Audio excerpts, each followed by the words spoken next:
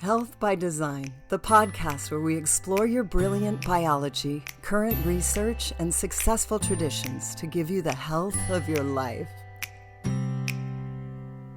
Dr. Price speaks of a ratio of building foods to energy foods.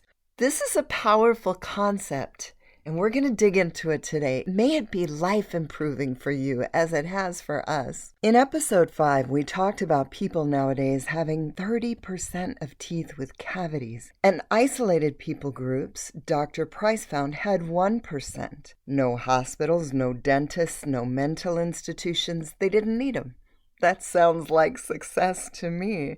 I want to know what they knew about health. Dr. Price found all of these isolated groups had slightly different diets, yet they all ate natural foods available where they live. Not a huge variety like we do, and they had all more vitamins, minerals, building foods, and food that fed more beneficial bacteria. Today we will look at the percent of building foods compared to energy foods. This is what Dr. Price said was the most important factor in their diets besides the vitamin and mineral content. We'll take a look at what are building foods, which ones to avoid, and how to get the ratio of building to energy foods that brought great health to the primitive people groups he studied. Dr. Price's work has proven true in my life by saving my teeth. Listen to episode 5 to hear more. And it's also helped prevent pain for my husband. He's been a mechanic for over 40 years. Do you know what they do? Can you imagine struggling with your hand muscles to turn a wrench, sometimes for hours on end to make a rusted bolt move, holding your hands up for hours or painfully leaning over a car as your muscles work for long periods of time? He has often been in pain in the 32 years we've been married, and it's been interesting to see how Dr. Price's research has helped him. When I presented this to him, he was like, "How has it helped me?" And then once I explained what Dr. Price talks about, he said, "Oh yeah, that has helped." So his suggestions work and are the only research I'm aware of that focuses on healthy people who didn't need dentists or hospitals or mental institutions and documented the nutrient content in what people actually ate instead of foods they remembered eating, like some studies. So first, a bit about what are building foods. Can you guess? If we consume fats, proteins, and carbohydrates as the macros in our daily diet, and the body can use fats and carbs as energy, then what must the building foods be? Exactly, proteins. That's not to say that proteins do not provide energy. Just today, I was tired and I had some eggs and felt more energy. Interesting. We don't classify proteins as energy foods. Why did it give me more energy today? And why do I not get that afternoon slump if my lunch is protein? I've also found that a protein breakfast keeps my energy up for a longer day. It also helps keep blood sugar levels more stable during the day. I'm not claiming to know all the answers today. What I hope to do is present interesting stories and ask for what works for you. So why do we need building foods in the first place? One building food is collagen. It is a part of protein. It's about half of the protein in our body is collagen. It is critical to bone health. The cartilage in our back and our joints, it keeps us standing tall. It supports our structure. It helps our joints move. Collagen is a structural part of protein which makes up 25 to 35% of our body, and it's critical for immune function, skin health, repair, hemoglobin carriers, neurotransmitters, or it helps calm our nerves. Look it up. If you search essential amino acids, there are 9, and most of these are found mostly in animal protein, and 2 are also from antioxidant-rich fruits and vegetables. All the enzymes, most hormones, proteins of the blood such as albumin, and most of the structures in each cell are made of protein." Unquote. Your body can make many, about 20 amino acids, from simpler ingredients. Again, I quote, this is directly from a health text. But the other 9 are called essential amino acids because they must be in your diet. You need each one of them specifically. Your body cannot substitute one for another because if a wrong amino acid is used, the final shape of the protein that is being folded could be warped and useless. A deficiency in one of the essential amino acids affects all cells of the body, including the brain and the immune system, and makes the person feel nervous, exhausted, and dizzy, unquote.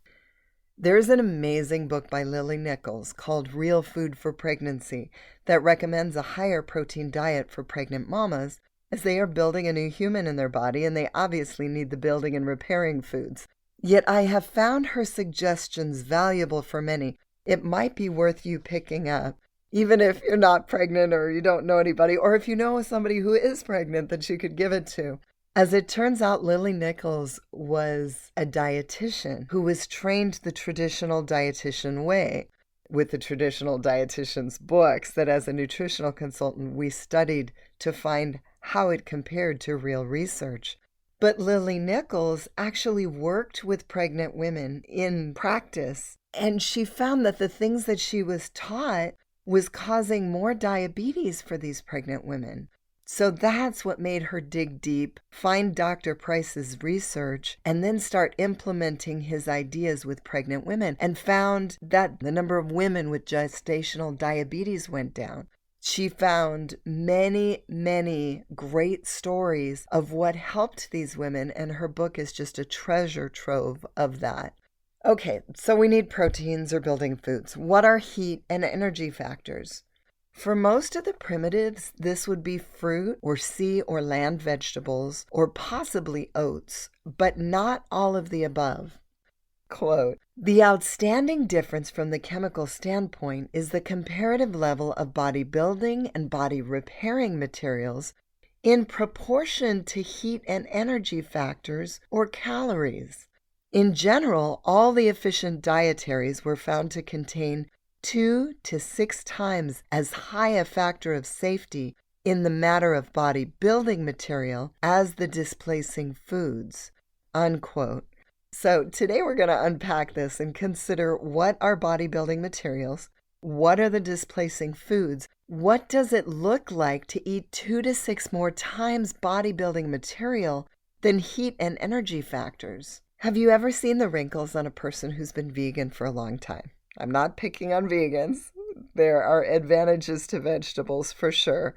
But it may be because although we need vitamin C to make collagen, we also need lysine, proline, and glycine.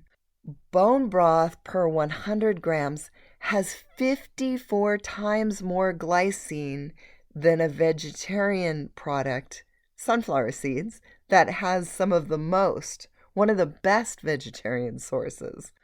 We need high-quality protein for our body's repair and structure, and that includes keeping our skin young-looking. Before I met my husband, I was a vegetarian for 7 years. I was tired a lot and a little chunky. I tried to go vegan, but I didn't even make it 2 weeks. Honestly, I was exhausted.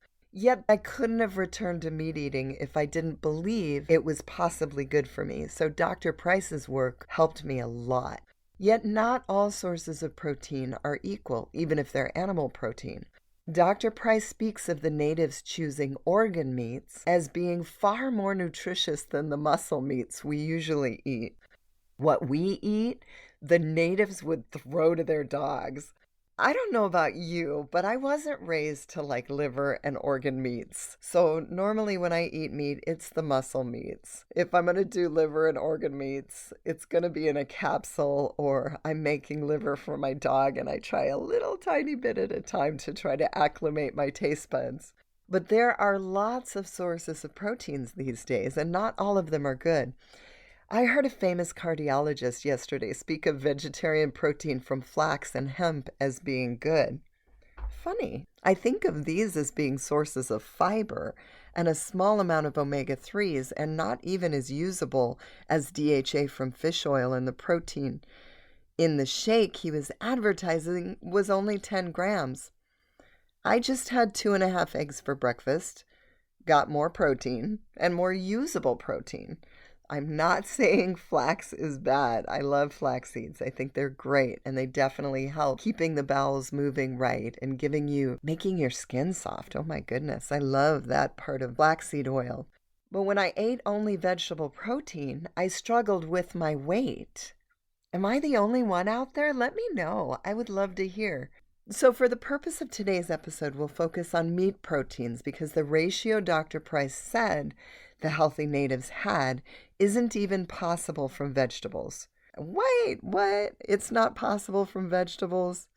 What about cauliflower? How much protein does the vegetable cauliflower have?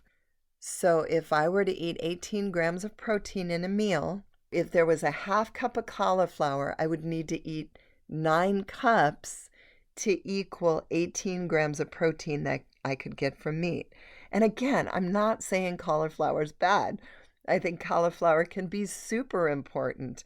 And especially if someone is battling cancer that's estrogen fed, cauliflower and the brassicas can provide a false receptor site for that excess estrogen and get it out of the body, or the bad estrogen like xenoestrogen from plastics. But I know that's not part of our conversation today. My point is that to get enough vegetables, to get the protein that you can get from meat, is very difficult and would probably be very difficult on your gut. Most of us have heard meat vilified as causing cancer. Is this true? We know that some are known to have cancer-causing agents. One of my favorite research study is called AICR, the American Institute for Cancer Research. They did 20 years of cancer research twice. The first set of research, I can't even find their results, but I had them written down from years ago. And they said 9 of the 10 things that cause cancer are within our control. And maybe I'll do a podcast on that one time, someday down the road. But one of the things from this research that it says was to stay away from processed meats to avoid cancer. What is a processed meat? Hot dogs, sausages, Mickey D's hamburgers, Beyond Meat. Well, I guess that's not really a meat, but it is definitely processed. Sandwich meats, and I hate to admit it, bacon. Some say they're likely to cause cancer because they include chemicals like nitrates that convert to nitrosamines, or a cancer-causing agent. Centenarians, or people who live to 100, almost always eat some meat, but not processed meat. Now, the truth is celery and other vegetables contain nitrates as well, the same ingredient as they add chemically to processed meat. Is this any different? They're not said to cause cancer. Why? Great question. Some studies speculate because nitrates or nitrites don't turn into nitrosamines in the presence of vitamin C. This is something really worth considering. Make sure you're taking your vitamin C, especially if you eat meat. There's a popular book that I read about 20 years ago that tried to prove that all meat causes cancer. It didn't make sense to me then because it didn't explain how people lived 150 years ago without chemicals in their meat, and cancer was almost unheard of. It didn't make sense to me that when people ate grass-fed beef before the time of pesticides and herbicides and Roundup, cancer wasn't the big business it is today. It's pretty clear that the processed meats that contribute to cancer are processed foods. What a surprise. Man-made foods. Foods that feed the machine and provide more profit to the biggest corporations out there than meat and eggs. What about regular protein meats? So I'm going to step back for a moment. One of the things that's so special about protein from grass-fed beef, and I may have talked about this in the episode on fats, I'm not recalling at the moment, but when cows eat grass, which is the food that they are designed to eat, their 4 stomachs break that grass down. Humans can't break down grass like that. That's why we need a juicer if we're going to do wheatgrass juice, right? But a cow's designed to eat grass. And when it is grass-fed, The meat that it produces has fat that is high in omega-3s. When we add grains to the cow's diet, it changes the fat in their body to an inflammatory fat, omega-6s. Our diets should have 2 times the amount of omega-3s, it's estimated, to the amount of omega-6s in our diets. Honestly, we don't eat grass-fed beef all the time. We do if it's hamburger that we're eating or, but we eat a lot of steaks, I'll be honest with you.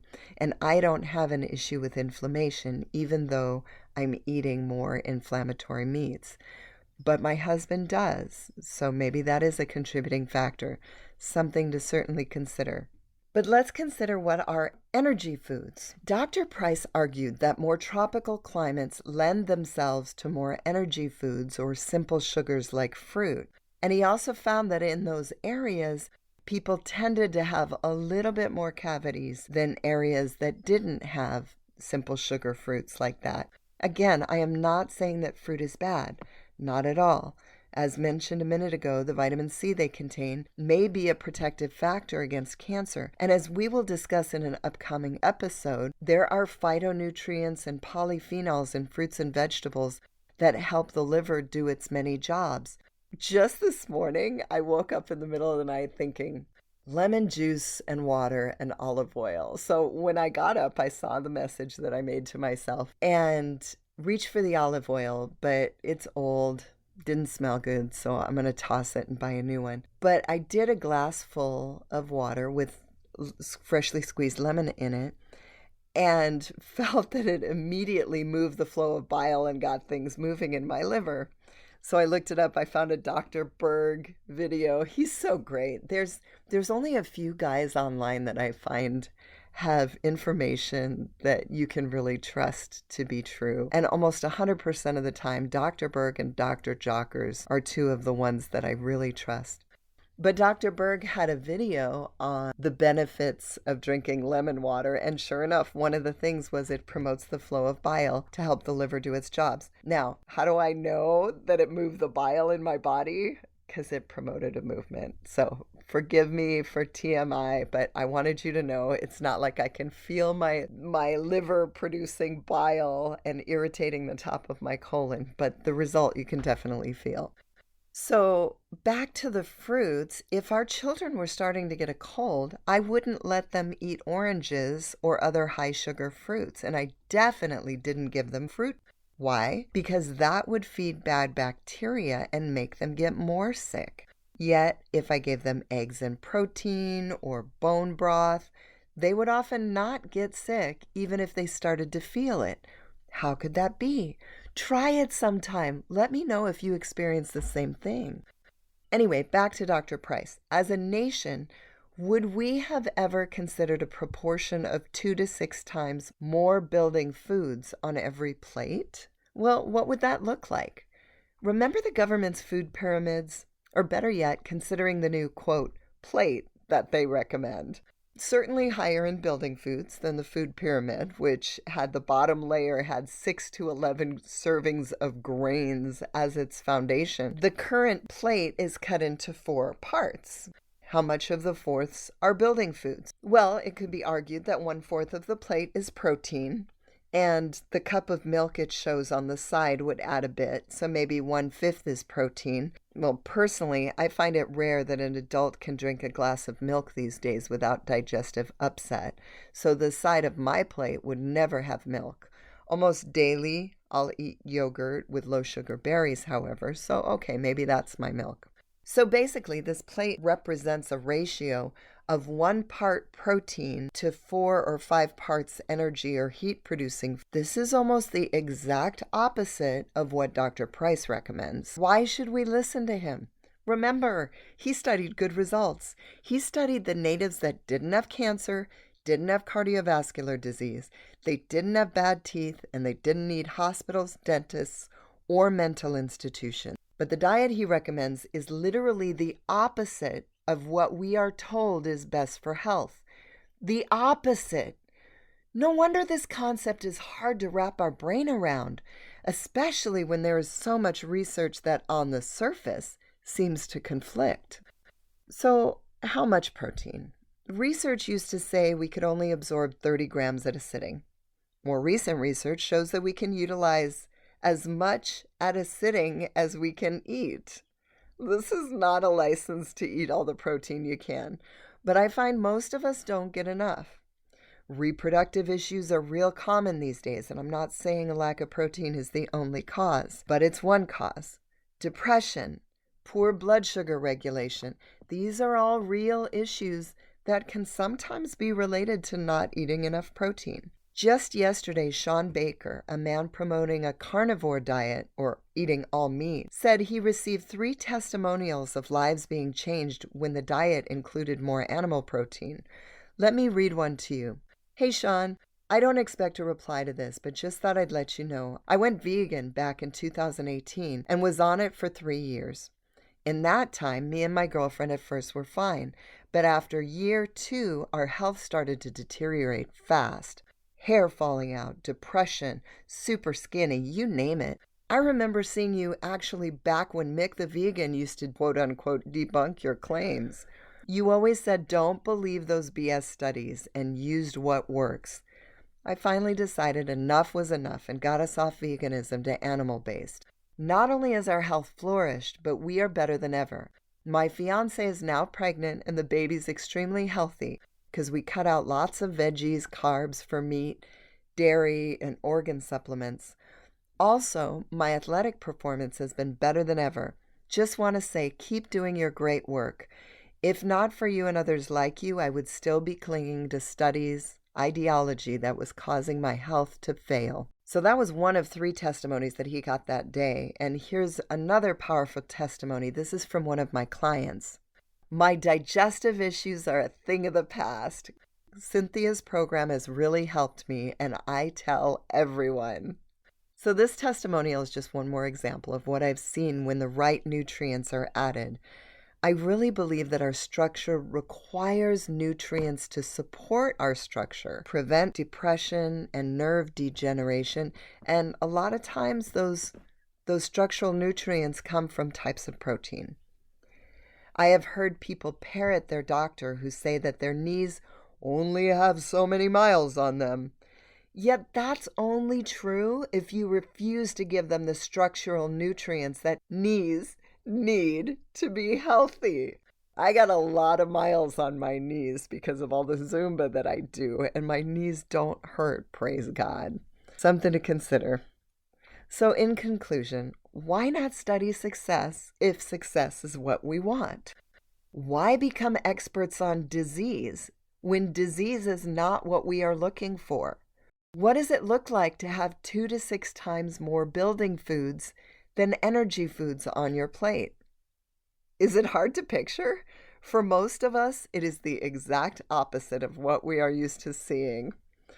Funny, once the kids moved out, hubby and I got a little lazy on the variety we put on our plate, so some nights we might only eat steak. What is amazing to me is that on those nights, we both sleep really well. No one snores loudly, but add the potatoes back to the plate or put ice cream back as a dessert, and the snoring wakes us both up many times a night. Try it as an experiment and let me know if you experience the same benefit with just protein as a dinner. And it's got to be an earlier dinner too. I think if it's too late, it doesn't work. Healthy civilizations ate a small variety of foods as made by nature that had high quantities of vitamins and minerals and fed good bacteria. We would do well to emulate them. Here's to the health of your life.